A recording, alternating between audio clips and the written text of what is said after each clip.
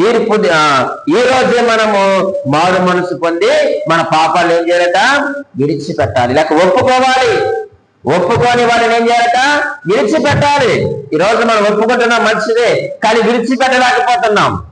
ఎక్కడో మన యొక్క ఆలోచనలో పాపం ఉంటుంది, మన యొక్క ఊహల్లో పాపం ఉంటుంది, మన యొక్క తలంపుల్లో పాపం ఉంటుంది, మన యొక్క హృదయంలో పాపం ఉంటుంది, మన యొక్క క్రియల్లో పాపం ఉంటుంది, మన యొక్క నడకలో పాపం ఉంటుంది, మన యొక్క బ్రతుకులో పాపం ఉంటుంది.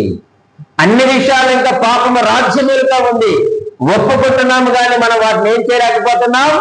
విడిచిపెట్టలేకపోతున్నాం. అందుకే దేవుడు రోజు మనకు గొప్ప అవకాశం ఇస్తున్నాడు. ఏమిటయ్యారంటే, నీవు చేసిన ప్రతి తప్పును నువ్వు ఒప్పుకొని విసర్జిస్తే క్షమించడానికి నేను సిద్ధంగా ఉన్నానని దేవుడు మనతో మాట్లాడుతున్నాడు.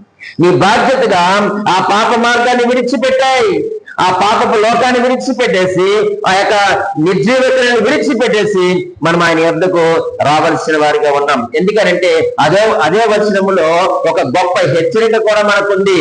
ఏమిటంటే, తీర్పు దినము తప్పకుండా ఉంది. ఇది హెచ్చరిక. ఎన్ని విషయాలు అక్కడ పొందుపరిచారు.